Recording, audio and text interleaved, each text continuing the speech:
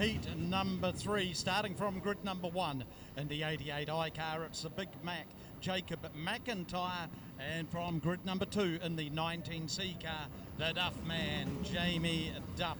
From grid 3 it is car number 3 NZ, and that is Matthew Levisage, and starting out at grid number 4 is the 7 car of Oscar Harcourt. From grid 5, 57, Chris Gemmett, the new boy in the classroom.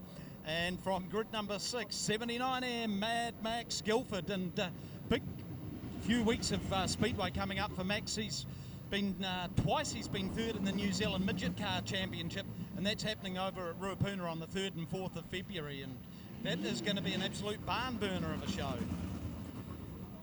Starting from grid number 7 will be the 57N, that is the Texas Tornado, Brenham Crouch. And from grid number 8, 57N, the Daltons car of Connor Rangi. Back seat of the bus is the 16T Matt Anderson.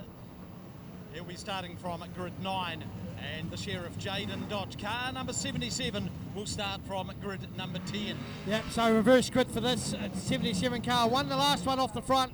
He's going to have to do a lot of hard work. He's got some big talent in front of him to do it again in this final heat before we get into the six car dash, and of course in the big race as well. So this will be a good one. The Duff Man looking to bank some good points here off the front row, along with the 88 car who had a DNF in the first race.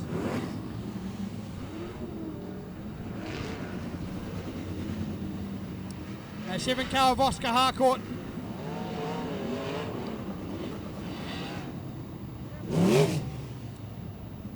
And the Value Cars warehouse machine. Big weird building here. Longmore House Ave.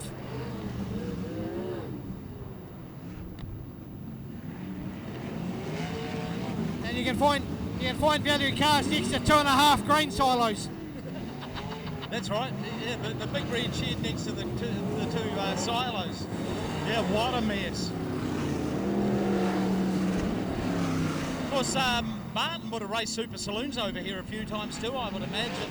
King of the Coast and so on. It does started to come back again. The Super Stock certainly enjoy their way down here.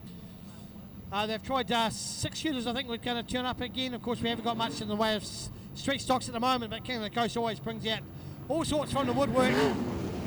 Of course, you guys have got an extended season this year after Easter as well, with the Gold Cup, etc., running later in the season this year. So plenty of sprint car action all the way through the season. The midgets taking centre stage early February, where we get back into the War of the Rings and more sprint car action. Righto, here we go. The lights are out, and the racing will be back in time. It's going to try and lead them out, but the Duff Man heading around the outside. Clean start out of 1 and 2. And watch for the 3NZ car of Levisage as he tries to hunt down the front 2 cars as the rest of them dash through. So we've got a clean start first time under racing conditions this time round.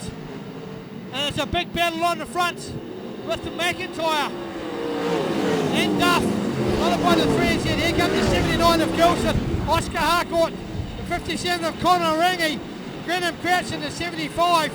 Go back to Dodge, Gemmett, and it will be Anderson seeing the whole group as they fly through 1 and 2 once again. And it is the Duff Man as Guildford makes a charge on Levisage, just shuts the door, does the slide job around the 3NZ car out of track conditions as they come through once again, but it is Duff that's done to open up a little bit of a gap on McIntyre. Here comes Levisage, does the same thing that Guildford did on the back of him, and going to try and shut the gate on the 79 machine, but he got the gun run as Levisage is going to come low once again. So watch the battle as they set each other up down for 1 and 2 down the back straight, trying to slingshot off race 2 as Connor Rangi gets past the 75 of Brenham Crouch. So good wee many battles throughout the race here for this third heat of the sprint cars, brought to us by the Recreation Hotel. And it is Harcourt and Rangi having a battle towards the back of the pack as Guildford gets past McIntyre. That's the slide job. McIntyre is going to come back at him. As Levisage tries to catch up on the second and third cars, but it is Guildford off and chasing the 19 car of Jamie Duff. As Dodge gets past or tries to get past Brendan Crouch. So the back of the field still competitive as Jamie Duff just finds his way round. It looks like Connor Rangi's found himself into a good groove, but it might be a little bit too late as the white flag's back out for the Duff man. Heads round down the back straight. Here we go back to Guildford. Will be McIntyre, Levisage, and we'll go back to Connor Rangi. Brendan Crouch, Dodge trying to get underneath Oscar Harcourt, but it will be a race win to the 19 machine of Duff as the rest of the field come through, and it will be Jamie Duff from 79 in the 88. Three of Levisage, Connor Rangi making a late charge in the dying laps from Brendan Crouch, Oscar Harcourt, Jaden Dodge, Matt Anderson, Jemmett will be the last one to cross the line. Incident free, good to go from start to finish with our sprint cars for that final heat. Right, there we go. The Duff man gave him a sniff and he was untroubled throughout that whole race. Yeah, that's the thing about Jamie Duff. He waits his opportunities, but you only get a split second, and he was here to take it. Some scintillating moves by Max Guildford. Firstly, he got under McIntyre, and then later on, those two had a good old dockyard brawl going on. And Matthew Levisage a little earlier on in the race. Yeah, he shut the door on him big time out of turn 1 and 2. Oh, yeah.